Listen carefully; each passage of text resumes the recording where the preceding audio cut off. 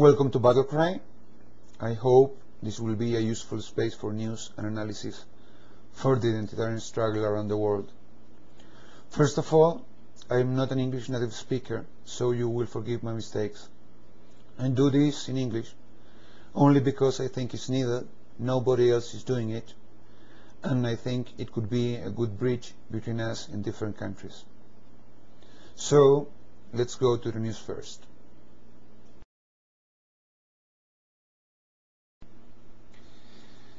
It's a good thing that always is good when a country, when a people looks into his own roots, and the Turkish people are looking into his Islamic identity.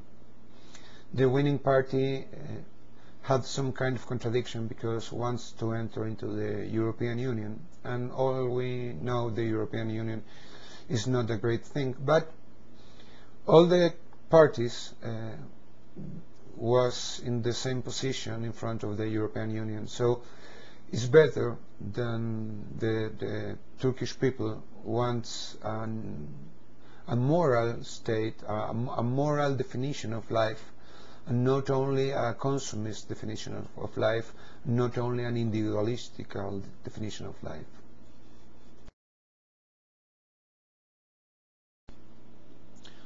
Well, this is quite simple.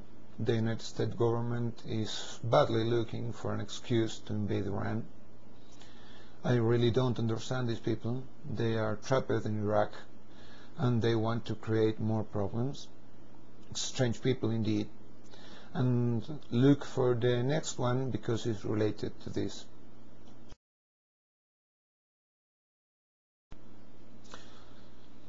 Well, England is the country in the world with the largest naval tradition, and they do have access to satellite information.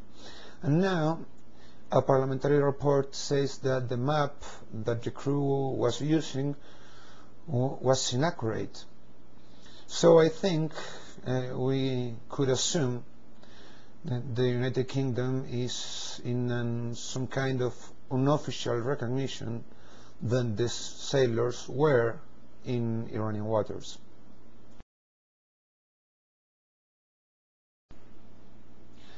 This was not a very nice statement because Colombia has a large tradition of Union leaders killed, and Uribe, the Colombian president, has been accused in the Congress of being related with terrorist groups dependent on big business.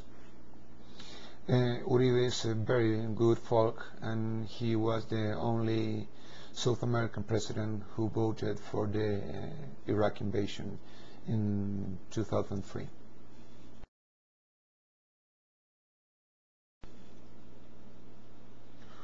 Why Condoleezza Rice and the United States government are so concerned about the Kosovo people? Well, the answer goes through some kind of Kuwait syndrome.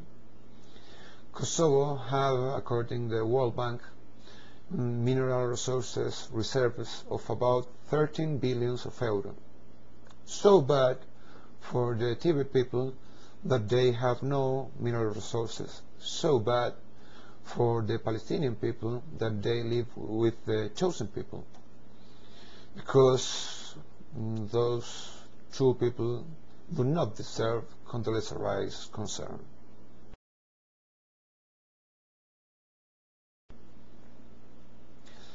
The analysis of today will be about Ron Paul. I suppose all the comrades of the United States know who is Ron Paul, but maybe the Europeans and the South Americans don't. Ron Paul is a pre-candidate of the Republican Party for the presidency of the United States. He was a libertarian, he is anti-war, he is constitutionalist. And some friends of mine who knew that I will start this project asked my opinion about Ron Paul. Is he our man?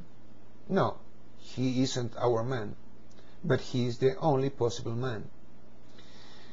He is the only man, the only candidate to the presidency in the United States who will not hurt more that country.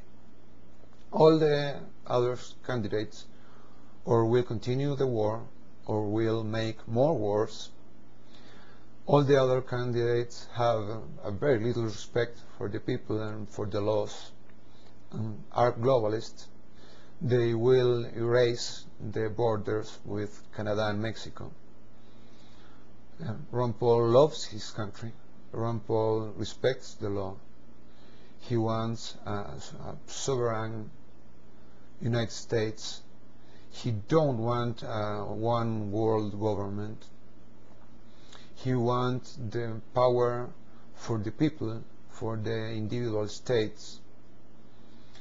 He will not hurt the United States, and maybe he will strengthen the United States in a very health sense. So I suppose it's a duty for all of us who live in the United States. I don't live in the United States. It's a duty to go to the Ron Paul meetups. He's doing a campaign busting the people. He hasn't so much money. Go to the meetups and help, and really and truly help. Don't argue with the other voluntaries. He had voluntaries coming from different sections of the political spectrum.